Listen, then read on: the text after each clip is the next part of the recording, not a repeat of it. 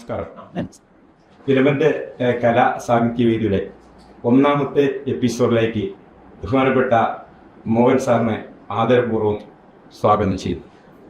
നമുക്ക് ഇന്ന് ഈ ഒന്നാമത്തെ എപ്പിസോഡ് ഇവിടെ ചെയ്യുമ്പോൾ താങ്കൾ ഒരു കലയ്ക്കപ്പുറം ഒരു രാജ്യത്തെ സേവനം അനുഷ്ഠിച്ചിട്ടുള്ള ഒരു മിലിറ്ററി ഓഫീസറിനൊക്കെ അപ്പുറം താങ്കൾക്ക് ഈ സമൂഹത്തോടുള്ള ഒരു വലിയ പ്രതിബദ്ധത ഒരു പൊതുസമൂഹം കാണും. ഈ കാരുണ്യ മനസ്സ് എവിടെ നിന്നാണ് താങ്കൾക്ക് ഉണ്ടായത്? ഈ 18 വർഷക്കാലം നമ്മുടെ ജനതയുടെ കൂടെ നിന്ന് നമ്മുടെ ജനതയെ സംരക്ഷിച്ച താങ്കൾ, എനിക്ക് തോന്നുന്നത് ഒരുപക്ഷെ കാരുണ്യത്തിന്റെ ഒരു കടലായി മാറിയത് ഒരു സാധാരണ പാവപ്പെട്ട ജനതയെ തിരിച്ചറിയാൻ പറ്റുന്ന ഒരു ചിന്തയിലേക്ക് വന്നത് ആ ഇന്റർവ്യൂ നടത്തുന്നതിനും താങ്കളെ കാണുന്നതിനും ഒക്കെ ഈ ഒരു പൊതുസമൂഹത്തെ അറിയിക്കുന്നതിനൊക്കെ ഒരു വലിയ കടപ്പാടായിട്ട് തന്നെ ഫിലമെന്റ് സൊസൈറ്റി കാണുന്നു. താങ്കളെപ്പോലുള്ള ആളുകളുടെ സേവനങ്ങൾ വളരെ മൂല്യത്തോടു കൂടി കാണുന്നതിനും അത് പുറം ലോകത്തെ അറിയിക്കുന്നതിനും ഞങ്ങൾ പ്രതിജ്ഞാബദ്ധരാണ്. എന്താണ് ഈ വലിയ പട്ടാളക്കാരൻ എന്നുള്ള ഒരു മനസ്സിൽ നിന്നും കാരുണ്യമുള്ള ഒരു മനസ്സിലേക്ക് കടന്നു വരാനുള്ള കാരണം? ഞാൻ എൻ്റെ 18 വർഷത്തെ ആർമി സർവീസ്, അതിനു മുമ്പ് ഞാൻ എൻ്റെ 10ാം ക്ലാസ് തുടങ്ങിയ കാലം മുതൽ ഞാൻ സ്പോർട്സിലായിരുന്നു. 10ാം ക്ലാസ് കഴിഞ്ഞ് ഇന്നത്തെ സമയത്ത് അന്നത്തെ പോലെ +2 അങ്ങനെ ഇല്ലായിരുന്നു, ഡിഗ്രി ആയിരുന്നു. ഡിഗ്രി സമയത്ത് വയനാട്ടിൽ ഒരേ ഒരു കോളേജ് ഉണ്ടായിരുന്നു, സെൻറ് മേരീസ് കോളേജ്. ആ കോളേജിൽ എനിക്ക് അഡ്മിഷൻ കിട്ടിയതും ഈ വോളിബോളിൽ എൻ്റെ യൂറോപ്പിലായിരുന്നു. അങ്ങനെ +2 കഴിഞ്ഞതിന് ശേഷം ഞാൻ ആർമിയിൽ ജോയിൻ ചെയ്തത് അത് സ്പോർട്സ് കോട്ടയിൽ. അങ്ങനെ ആർമി ലൈഫ് 18 വർഷത്തിൽ എനിക്ക് കിട്ടാവുന്ന പ്രൊമോഷനും എല്ലാം എടുത്ത് ഒരു ആർമി ജൂനിയർ കമ്മീഷൻ ഓഫീസറായിട്ട് ഞാൻ പ്രിമേച്ചർ പെൻഷൻ എടുക്കുകയാണ്. ഇതൊക്കെ എനിക്ക് എൻ്റെ പെൻഷനും കിട്ടും. വെളിയിൽ വന്നിട്ട് നമുക്ക് ലൈഫ് സെറ്റ് ചെയ്യാം. ആർമിയിൽ ഇരിക്കുമ്പോൾ നമുക്ക് ലൈഫ് സെറ്റ് ചെയ്യാൻ കുറച്ച് ബുദ്ധിമുട്ടാണ്. കാരണം 12 മാസം അവിടെ സർവീസ് ചെയ്യുന്നു, ഒരു 2 മാസം ലീവിന് വരുന്നു. ആ ലീവിന് വരുന്ന സമയത്ത് കിട്ടിയ പൈസയെല്ലാം അടിച്ചു പോയി, മിച്ചം കാണത്തില്ല. അങ്ങനെ എൻ്റെ ജീവിതം ഒരു 18 വർഷത്തോളം ആർമിയിൽ കഴിഞ്ഞതിന് ശേഷം ഞാൻ വെളിയിൽ വരികയും അതിനുശേഷമാണ് എനിക്ക് ജനങ്ങളുമായിട്ട് ഇടപഴകാൻ, അവരുടെ വേദനകളും അവരുടെ ലൈഫും ജീവിത രീതിയിലും ഒക്കെ മനസ്സിലാക്കി എനിക്ക് എൻ്റെ മനസ്സ് ഒരുപാട് എനിക്ക് കഴിയുന്ന സഹായം അർഹതപ്പെട്ടവർക്ക് ചെയ്തു കൊടുക്കുക എന്നുള്ളത് എൻ്റെ മനസ്സിൽ വലിയ ആഗ്രഹമായിരുന്നു. അങ്ങനെ തുടങ്ങിയതാണ് എൻ്റെ ഈ കാരുണ്യം.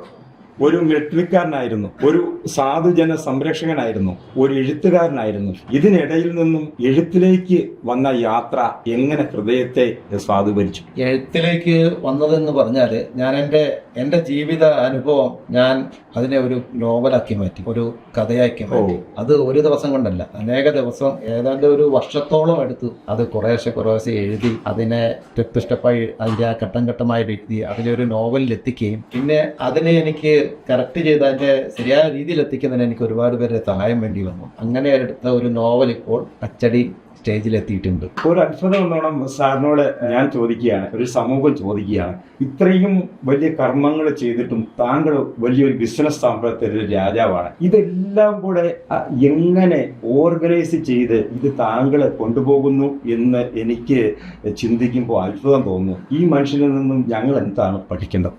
ഈ ബിസിനസ് എന്ന് പറഞ്ഞാൽ ഞാൻ എൻ്റെ മിലിറ്ററി സർവീസിൽ ഒരു കുറച്ചു കാലം ഈ ആർമി ഹോസ്പിറ്റലുകളിൽ ചില ഡിപ്പാർട്ട്മെൻറ്റിൻ്റെ ഇൻചാർജായിട്ടൊക്കെ വർക്ക് ചെയ്തിരുന്നു. മിലിറ്ററി എഞ്ചിനീയറിംഗ് സർവീസിലുണ്ടാവും. അത് കമാൻഡ് ഹോസ്പിറ്റൽ എന്ന് വെച്ചാൽ മെഡിക്കൽ കോളേജ് മാതിരി ആർമിയിൽ കമാൻഡ് ഹോസ്പിറ്റൽസ് ഉണ്ട്. അങ്ങനെയുള്ള ഹോസ്പിറ്റലിൽ കൽക്കട്ടയിൽ ഉണ്ടായിരുന്ന സമയത്ത് ഈ ചില മെഷീനറീസ് ഒക്കെ ഫിറ്റ് ചെയ്യുന്നതും അതൊക്കെ ഞാൻ കണ്ടിട്ടുണ്ട്. ആ ഒരു എക്സ്പീരിയൻസ് ഞാൻ എൻ്റെ റിട്ടയർമെൻറ്റിന് ശേഷം ഞാനത് ഓർത്തെടുത്ത് അങ്ങനെയാണ് ഈ ഫീൽഡിൽ വന്നത്. അന്ന് ആദ്യമായിട്ട് കമാൻഡ് ഹോസ്പിറ്റൽ എയർപോർട്സ് ബാംഗ്ലൂർ ഞാനുള്ള സമയത്ത് ഒരു ഓഫർ വന്നു, ഇങ്ങനെ ഒരു മെഷീനറീസ് ഫിറ്റ് ചെയ്യുന്നത്. അന്നത്തെ കമാൻഡന്റ് ഞാൻ സർവീസിലിരിക്കുമ്പോൾ അറിയുന്ന ഒരാളായിരുന്നു. അപ്പോൾ അയാൾ എന്നോട് പറഞ്ഞു, മോഹന നിനക്ക് ഇത് ചെയ്യാൻ പറ്റുമോ? എന്നാൽ ഞാൻ ഫിലിപ്സ് കമ്പനിയിൽ പറയാം, എൻ്റെ കോൺട്രാക്ട് കൊണ്ട് ചെയ്യിക്കാമെന്ന്. അങ്ങനെ അദ്ദേഹം പറയുകയും ഞാൻ ധൈര്യപൂർവ്വം ചെയ്യാമെന്ന് പറയുകയും ചെയ്തു. പക്ഷേ എനിക്ക് കൂടുതൽ എക്സ്പീരിയൻസ് ഇല്ലായിരുന്നു. പക്ഷേ ആ കമ്പനിയുടെ പ്രൊജക്റ്റ് മാനേജർ നമ്മുടെ മലയാളി കണ്ണൂർക്കാരനൊരു ആളായിരുന്നു. അപ്പോൾ അയാൾ പറഞ്ഞു നിങ്ങൾക്ക് മറ്റുള്ള കോൺട്രാക്ട് വർക്കൊക്കെ ചെയ്യാമല്ലോ, എല്ലാ സപ്പോർട്ടും നമ്മൾ തരാം എന്ന് പറഞ്ഞു. അങ്ങനെ ആ പ്രൊജക്റ്റ് എനിക്ക് തരികയും അത് അറൗണ്ട് 40 ഡേയ്സിൽ ചെയ്യേണ്ട ഒരു പ്രൊജക്റ്റായിരുന്നു. അത് വന്നിട്ട് ഇൻ്റർവെൻഷണൽ റേഡിയോളജി എന്ന് പറഞ്ഞ ഇന്നത്തെ കാലത്ത് ഈ ബ്രെയിൻ പിന്നെ ബ്ലഡ് സ്കോട്ടിങ് എല്ലാം കറക്റ്റ് ചെയ്യുന്നതിനുള്ള ഒരു പിന്നെ മെഷീനാണ്. അത് ഞാൻ ഒരു 20 ദിവസം കൊണ്ട് കംപ്ലീറ്റ് ചെയ്തു. ആ 20 ദിവസം കൊണ്ട് കംപ്ലീറ്റ് ചെയ്തത് കമ്പനിയിൽ ഫിലിപ്സ് ഇൻ്റർനാഷണൽ കമ്പനിയിൽ വളരെ പിന്നെ ആഘാതമുണ്ടാക്കിയ. പിന്നീട് എനിക്ക് അതിനുശേഷം കണ്ടിന്യൂ വർക്ക് വരാൻ തുടങ്ങി. അന്ന് ബാംഗ്ലൂർ ചെയ്തു, പിന്നെ സേലമായി, പിന്നെ ഡിഫറെൻറ്റ് പ്ലേസിൽ. അങ്ങനെയാണ് എൻ്റെ ബിസിനസ് ഫീൽഡിലേക്ക് ഞാൻ വന്നത്. എനിക്ക് ഒരുപാട് സപ്പോർട്ട് കിട്ടിയിട്ടുണ്ട്. പിന്നെ എൻ്റെ പാസ്റ്റ് എക്സ്പീരിയൻസ് അങ്ങനെ ഞാൻ താങ്കൾ മിലിറ്ററി സർവീസ് കഴിഞ്ഞു. സാറിനെ പോലുള്ള ഒരു ബഹുമുഖ പ്രതിഭ സമൂഹത്തിലെ എല്ലാ കാര്യങ്ങളിലും സാധുജനങ്ങളുടെ കൂടെ നിൽക്കുന്നു. ഒരു മിലിറ്ററിക്കാരനാകുന്നു, അവിടെ നിന്ന് ഒരു ബിസിനസ്സുകാരനാകുന്നു. ഒരു ഹൃദയം മാത്രമേ നമുക്കുള്ളൂ. ഈ കേരള ജനതയിൽ എത്രയോ ആളുകൾ സമ്പൽ സമൃദ്ധിയിൽ ജീവിക്കുന്ന ആളുകളുടെ മറ്റുള്ളവരുടെ കണ്ണീരൊപ്പാൻ ആർക്കും പറ്റുന്നില്ല. സാറിൻ്റെ ഹൃദയം മറ്റുള്ള നമ്മുടെ യുവാക്കൾക്ക്, ഒരു യുവതലമുറയ്ക്ക് വേണ്ടി പകർന്നു കൊടുക്കാൻ താങ്കൾ എന്ത് മാർഗം സ്വീകരിക്കും? നിങ്ങൾ പറഞ്ഞത് വളരെ വളരെ നല്ല കാര്യമാണ്. കാരണം നമ്മൾ വളർന്നു വരുന്ന സാഹചര്യം എങ്ങനെയുണ്ടോ അത് നമ്മൾ എത്ര ഉന്നത സ്റ്റേജിലെത്തിയാലും നമുക്കത് മറക്കാൻ കഴിയില്ല. വന്ന വഴി മറക്കാൻ പാടില്ല. അപ്പോൾ എൻ്റെ ചെറുപ്പകാലത്തിൽ ഞാൻ വളരെയധികം ബുദ്ധിമുട്ടുകൾ അനുഭവിച്ചിട്ടുണ്ട്. എൻ്റെ അച്ഛനമ്മമാർ എന്നെ വളർത്തിക്കൊണ്ടുവരുന്നതിലുള്ള ആ ബുദ്ധിമുട്ടുകൾ എനിക്ക് മനസ്സിലുണ്ട്. അതെല്ലാം വെച്ചുകൊണ്ട് മുന്നോട്ട് പോകുമ്പോൾ എനിക്ക് എല്ലാവരോടും പറയാനുള്ളത്, നമ്മൾ എത്ര മഹാനായാലും നമ്മൾ വന്ന വഴി മറക്കാൻ പാടില്ല. നമ്മൾക്ക് കഴിയുന്ന സഹായം നമുക്ക് കൈത്താങ്ങായിട്ട് വേണ്ടപ്പെട്ടവർക്ക്, അർഹതപ്പെട്ടവർക്ക് കൊടുക്കണം. അതാണ് എനിക്ക് പറയാനുള്ളത്. ആ ഒരു ശീലമുണ്ടെങ്കിൽ നമ്മൾ ഉയരത്തിലേക്ക് പോകും.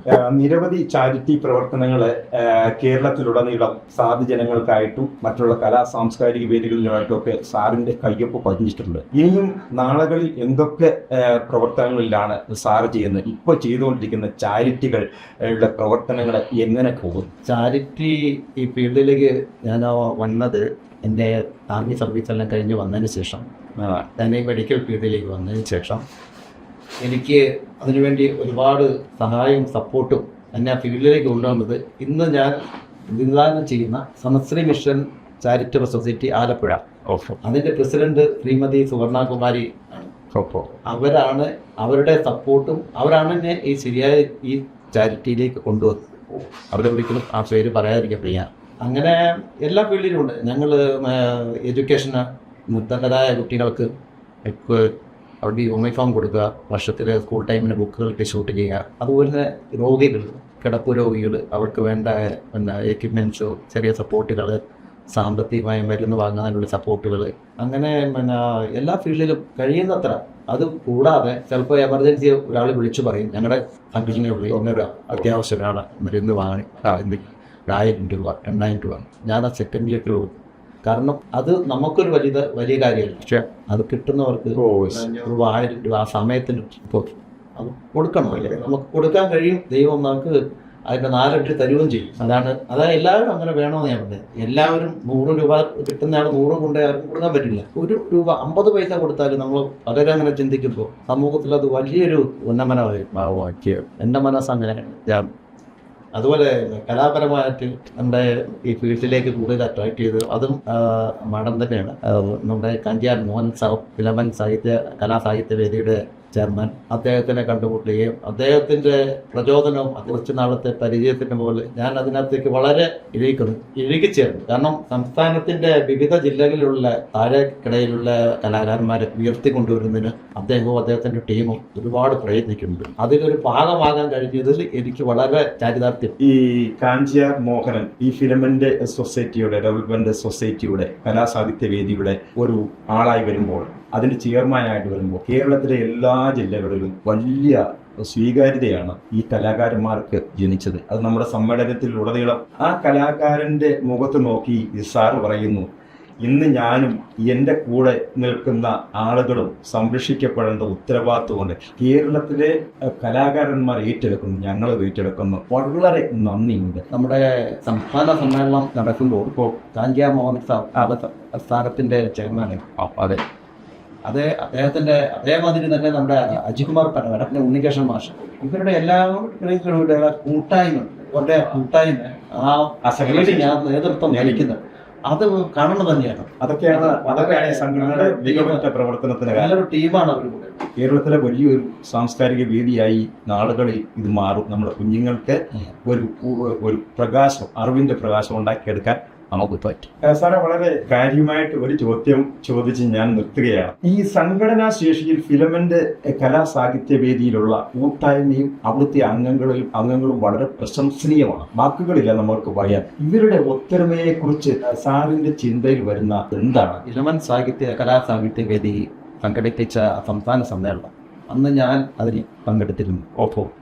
അന്ന് അവിടെ ചെല്ലുമ്പോൾ അതിന്റെ ചെയർമാൻ മോഹൻ സാർ, അതേപോലെ തന്നെ അവരുടെ കൂടെ സാഹിത്യാലയിൽ നിന്ന് അജിത് കുമാർ തനമര, അതുപോലെ ഉണ്ണികൃഷ്ണൻ മാഷ്, അങ്ങനെ മാത്രമല്ല ആ നിലയിലുള്ള എല്ലാ ഭാരവാഹികളും അവരുടെ കൂട്ടായ്മ കാണുമ്പോൾ നമ്മുടെ വയനാടുകാരി ശുഭ വയനാട് സാറിന്റെ എല്ലാവിധ അനുഗ്രഹങ്ങളും കലാസാഹിത്യവും ഉണ്ടെന്നുള്ളത് ഞങ്ങൾക്കറിയാം. സാറിന്റെ കൂടെ, സാറിന്റെ ഈ കാരുണ്യ പ്രവർത്തനങ്ങളിലൂടെ ഈ കലാസാഹിത്യ വേദി മുൻപന്തിയിൽ ഉണ്ടാകും എന്ന ഉറപ്പ് 100%.